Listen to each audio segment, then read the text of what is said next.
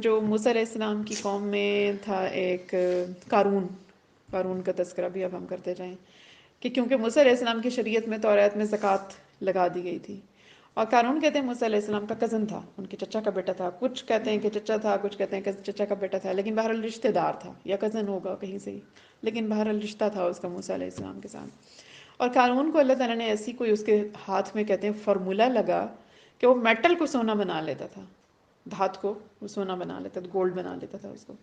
اس طرح کر کر کے اللہ نے وہ کہتے ہیں اس کو اتنا مال دیا اس کو کہ اس کے جو خزانوں کی چابیاں تھیں، کتنے 60 خچر مل کے اٹھایا کرتے تھے لیکن اٹھا نہیں سکتے تھے، اس کو بھاری جماعت اٹھاتی تھی اس کی چابیوں کو۔ تو 60 خچر ہوں، یعنی ایک چابی میں کتنا سامان آ جاتا ہوگا ان کا، تو کہاں 60 خچر اس کائنات میں کہتے ہیں اس جتنا امیر آدمی آج تک کوئی نہیں آیا جتنا اس کو رب نے خزانہ دیا۔ لیکن جب موسیٰ علیہ السلام نے اس کو زکوٰۃ کا حکم دیا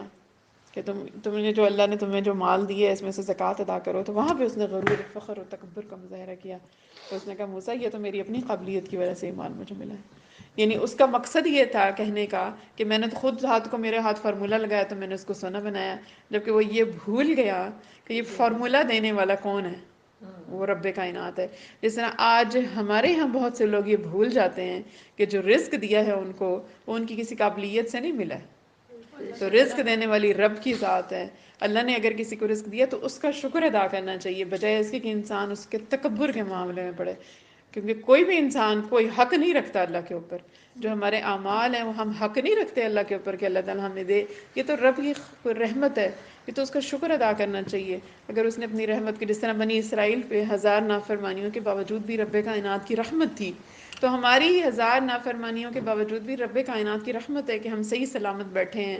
اللہ کا شکر ادا کر سکتے ہیں، عبادت کر سکتے ہیں، چل پھر رہے ہیں، اللہ نے سارے اعضاء ہمیں سلامت دی ہیں، اور باقی بھی بے انتہا اللہ نے رحمتیں کی ہیں، اللہ نے ہمیں اولاد عطا کی ہے۔ اللہ تعالیٰ ان کو ہمارے لیے صدقہ جاریہ بنائے انشاءاللہ تعالیٰ۔ اب وہاں پہ جو قارون کو اوپر کیونکہ دباؤ، موسیٰ علیہ السلام بار بار اس کو کہتے تھے، زکوٰۃ کا حکم دیتے تھے، تو قارون اس زمانے میں کہتے ہیں ایک بدکار عورت ہوتی تھی وہاں پہ بنی اسرائیل میں۔ تو وہ قارون ایک بار اس کے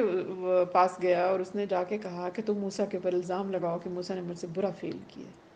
اور اس کے ظاہر اس نے اس کو مال دیا، جس طرح آج کے زمانے میں کسی بھی نیک انسان پہ جو مرضی تہمت لگوا دو۔ تو اس عورت نے، اور قارون کے ساتھ 2 ساتھی بھی اس کے اور تھے کہتے ہیں، تو وہ عورت جو تھی اس نے اگلے دن جا کے سب لوگوں کو اکٹھا کیا اور اس نے موسیٰ علیہ السلام کے اوپر جا کے الزام لگایا کہ موسیٰ نے مجھ سے برا فعل کیا ہے۔ تو موسیٰ علیہ السلام کو جب اس بات کا پتہ چلا تو موسیٰ علیہ السلام بہت غصے میں آ گئے۔ موسیٰ علیہ السلام جب اس عورت کے سامنے آئے کہ بولو تم نے مجھ پہ کیا الزام لگایا، تو کہتے ہیں وہ ڈر گئی۔ اللہ ظاہر اللہ کے نبی پر آپ اتنا بہتان لگا رہے ہیں، اللہ تعالیٰ کیسے اس بہتان کو رہنے دیں اور لوگ بچ جائیں، یہ ہو نہیں سکتا تھا۔ تو جب نبی کی ہیبت تھی، کیونکہ موسیٰ علیہ السلام بہت غصے والے بھی تھے، اگر غصے والے کسی نبی کا ذکر ملتا ہے تو موسیٰ علیہ السلام کا ملتا ہے۔ تو موسیٰ علیہ السلام بہت غصے والے بھی تھے، تو موسیٰ علیہ السلام نے اس سے کہا کہ بولو تم میرے پر تم نے کیا بہتان لگایا، تو کہتے ہیں وہ ڈر گئی اور کانپنے لگ گئی، اور وہاں پہ اس نے سچ بول دیا۔ اس نے کہا کہ قارون نے مجھے کہا تھا، اور اس نے مجھے مال کے لالچ دی، اور اس نے مجھے کہا کہ میں آپ کے اوپر الزام لگاؤں۔ تو اس ٹائم کہتے ہیں موسیٰ علیہ السلام کو قارون کے اوپر بہت غصہ آیا۔ موسیٰ علیہ السلام اس کو بلایا، قارون کو اور اس کے ساتھیوں کو، اور اس کے سامنے اس عورت نے گواہی دی پھر کہ یہ قارون نے مجھے کہا تھا۔ تو کہتے ہیں اس ٹائم اللہ تعالیٰ نے موسیٰ علیہ السلام کے پاس فرشتہ بھیجا جس نے موسیٰ علیہ السلام کو کہا کہ اللہ تعالیٰ نے زمین آپ کے تابع کرتی ہے، تو آپ قارون کو جو بھی سزا دینا چاہیں دیں۔ تو اس ٹائم موسیٰ علیہ السلام نے کہا کہ زمین میں دھنس جا، کیونکہ زمین تابع ہو گئی تھی نا، اللہ تعالیٰ نے کہا زمین میں دھنس جا۔ تو کہتے ہیں جب کہا زمین میں دھنس جا تو پاؤں تک دھنس گیا وہ زمین میں، اور جب اس نے دیکھا کہ میں دھنس رہا ہوں تو ظاہر ہے کہ اس نے معافی مانگنی شروع کی اور توبہ کرنی شروع کی، لیکن موسیٰ علیہ السلام نے پھر کہا کہ اے زمین دھنس جا۔ کہتے ہیں پھر گھٹنوں تک پکڑا، پھر اس نے زمین نے یہاں تک پکڑا، پھر پیٹ تک پکڑا، اور پھر کہتے ہیں جب یہاں تک آیا نا تو جو اس نے پھر توبہ شروع کی اور چیخو پکار اور سب کچھ، موسیٰ مجھے معاف کر دو، لیکن موسیٰ علیہ السلام نے پھر بھی کہا کہ اے زمین دھنسا دے اس کو۔ پھر کہتے ہیں پورا ہی دھنسا دیا، اور کہتے ہیں ہر روز یہ زیادہ سے زیادہ دھنستے ہیں، دھنستا رہے گا قیامت تک ہی۔ یہ قارون کو اللہ تعالیٰ نے سزا دی کہ اس کے ایک تو تکبر اس نے کیا، ایک نبی پر بہتان لگا رہے ہیں، ایک اللہ کے حکم کا انکار کر رہے ہیں۔ دیکھیں بہت سارے گناہ چھپے ہوئے ہیں نا، یعنی ایک تو آپ جو آپ کو دولت مل رہی ہے، اگر تو اس کا واضح تکبر نہ بھی کرے تو دل کے اندر تو یہ خیال بھی اگر آئے کہ یہ پتہ نہیں میں اتنا قابل تھا کہ مجھے یہ مل گئی، یہ خیال ہی وہی سے گناہ ہے نا، کہ آپ اپنی کسی بھی نعمت کو اپنا کوئی قابلیت سمجھنے لگ جاؤ کہ پتہ نہیں میں کوئی حق رکھتا تھا اللہ کے اوپر، ایسا نہیں ہے۔ یہ تو رب کا دل میں شکر گزار ہونا چاہیے، کیونکہ اللہ کے بندے ہونے کا مطلب ہی یہی ہے۔ جو عبادت ہم کہتے ہیں نا کہ اللہ تعالیٰ نے سورہ ملک بھی جیسے ہم پڑھتے ہیں روزانہ، تو اس میں لکھا ہوا ہے کہ اللہ تعالیٰ نے انسان کو بنایا ہی کس لیے؟ اللہ تعالیٰ نے انسان کو عبادت کے لیے بنایا، تاکہ وہ چیک کرے کہ تمہارے اعمال کیسے ہیں۔ اللہ تعالیٰ نے اصل تو انسان کو اپنی بندگی کے لیے پیدا کیا، اور بندگی وہ نہیں ہے کہ ہم 5 وقت کی نماز پڑھ لیں، ہم قرآن پڑھ لیں، ہم نے زکوٰۃ دے دی، سال میں ایک بار ہم نے 1 مہینے کے روزے رکھ لیے، زندگی میں ایک بار ہم نے فرض حج تھا تو وہ کر لیا۔ تو صرف یہ عبادت نہیں ہے۔ عبادت کا مطلب یہ ہے کہ آپ کے دل کا ہر لمحہ آپ کے دل میں یہ خیال رہے کہ میں اپنے رب کا بندہ ہوں، جو کچھ مجھے عطا ہوا یہ میرے رب کی رحمت ہے، جو آزمائش میرے پر اللہ تعالیٰ نے مجھے جس امتحان میں، کسی مصیبت میں، کسی آزمائش میں ڈالا ہے تو یہ بھی ایک میرا امتحان ہے، میں سے گزر جاؤں گا۔ اللہ تعالیٰ فرماتا ہے مایوسی، کبھی بھی مایوس نہ ہو کسی مشکل میں، کسی آزمائش میں۔ تو اصل بندگی یہی ہے کہ آپ کا دل کا، آپ کے جسم کا ہر حصہ، آپ کا ہر خلیہ اللہ تعالیٰ کا شکر گزار ہو کہ میرے رب کائنات آپ نے مجھے جو بھی عطا کیا میں آپ کا بڑا ہی شکر گزار ہوں۔ ضروری نہیں ہے کہ آپ اس کا زبان سے اظہار کریں اپنے تکبر کا۔ اگر کوئی انسان دل میں بھی یہ خیال رکھتا ہے کہ پتہ نہیں مجھے اللہ نے بہت دیا تو میں کوئی بہت بڑی چیز ہوں، یعنی آپ نے بعض لوگوں کو دیکھا کہ ان کا سٹائل ایسا ہوتا ہے کہ منہ سے نہیں بولتے لیکن ان کا چلنے کا انداز ایسا ہوتا ہے، ان کا بیٹھنے کا انداز ایسا ہوتا ہے، کسی سے بات کرنے کا انداز ایسا ہوتا ہے کہ جس میں سے تکبر جھلکتا ہے۔ تو متکبر تو کبھی جنت کی بو بھی نہیں سونگھ سکے گا۔ تو جس وہ کہتے ہیں جس میں رائی کے دانے کے برابر بھی تکبر ہے، وہ کبھی جنت کی خوشبو نہیں سونگھے گا۔ وہ تکبر تو دیکھیں، جہاں پہ ہم شیطان کا پڑھ رہے تھے آدم علیہ السلام کے زمانے سے، سب سے بڑی برائی اللہ نے شیطان میں کیا بتائی؟ تکبر۔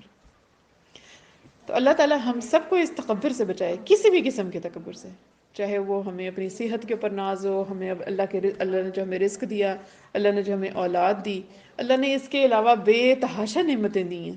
کہ ہم سوچیں بھی صحیح۔ اللہ نے جو فری میں کہتی ہوں ہمیں آکسیجن دے دی ہے۔ اگر ہر بندے کے ساتھ ایک اس کو آکسیجن کا سلنڈر خریدنا پڑے تو میں کہتی ہوں لوگ روٹی کھانا چھوڑ دیں گے۔ اگر یہ حالت آ جائے نا کہ آکسیجن خریدنی پڑے، جیسے آج لوگوں کو پانی خریدنا پڑ رہا ہے کئی ملکوں میں، ایون ہمارے پاکستان میں دیکھیں پانی کی کیا صورتحال ہے۔ تو یہ وہ بیسک نعمتیں ہیں کہ جن کو ہم تصور بھی نہیں کرتے۔ آکسیجن کے بغیر ہم 1 منٹ نہیں رہ سکتے۔ 1 منٹ میں کتنی بار انسان سانس لیتا ہے، اس کو اس آکسیجن کی ضرورت ہے۔ تو کتنی بے بہا نعمتیں تو ایسی ہیں کہ جن کو ہم سوچتے ہی نہیں ہیں ہم اپنی روزمرہ زندگی میں جب وقت گزارتے ہیں تو یہ قارون کا جو تکبر تھا وہ اس کو کہاں سے کہاں تک، شیطان کا تکبر اس کو کہاں پہ لے گیا؟ جب فرعون نے تکبر کیا اس کو کہاں پہ لے گیا؟ جب نمرود نے تکبر کیا تھا ابراہیم علیہ السلام کے دور میں تو ایک مچھر سے اللہ نے اس کو سزا دی اور کہاں پہ پہنچایا۔ اسی طرح جب اب یہاں پہ تکبر کیا قارون نے تو کیسے اس کو اللہ نے زمین میں دھنسا دیا۔ تو تکبر کرنے والے کا کبھی دنیا میں بھی اچھا انجام نہیں ہوا، آخرت میں تو چلیں وہ جو اٹھائے گا سو نقصان اٹھائے گا، لیکن دنیا میں بھی کبھی اچھا انجام نہیں ہوا۔ اور یہ جو سکندر اعظم، یہ جو منگولوں کا کبھی آپ نے سنا؟ یہ بھی تکبر کے ہی لوگ تھے، متکبر لوگ ہی تھے نا، کہ مسلمانوں کو مار مار کے ان کو قتل کر کے، چنگیز خان تھا جس طرح، ہلاکو خان تھا آگے اس کا بیٹا۔ تو یہ پوری چین جو ہے کبھی بھی ایون اگر ہم اپنے آس پاس بھی دیکھ لینا، تکبر کرنے والا کبھی بھی سکون میں نہیں رہتا ہے۔ ٹھیک ہے کچھ وقت وہ گزار لے گا، بظاہر نظر آئے گا لوگوں کو کہ پتہ نہیں بہت ہی اچھا معاملہ اس کے ساتھ چل رہا ہے، لیکن تکبر کسی بھی انسان کو اس کی دنیا میں بھی کامیاب نہیں ہونے دیتا ہے، اس کا آخرت اور اس کا انجام بہت برا ہوتا ہے۔ اس لیے تکبر وہ برائی ہے کہ جس سے ہمیں ہمیشہ بچنا چاہیے، اور بعض اوقات انسان انجانے میں تکبر کر جاتا ہے، اللہ تعالیٰ ہمیں اس سے بھی بچائے کہ کوئی ایسا لفظ منہ سے نکل جائے، کوئی ایسا جملہ نکل جائے کہ ہمارے رب کو نہ پسند آئے، کیونکہ اللہ تعالیٰ ہمیشہ شکر کرنے سے نعمتوں کو بڑھاتے ہیں اور تکبر ہمیشہ نعمتوں کو گھٹاتا ہے، ایون آپ کی جان ہلاکت میں آتی ہے۔